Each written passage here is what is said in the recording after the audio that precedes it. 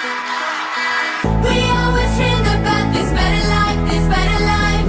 We always felt it coming all along, yeah, all along. We got the keys to open paradise, yeah, paradise.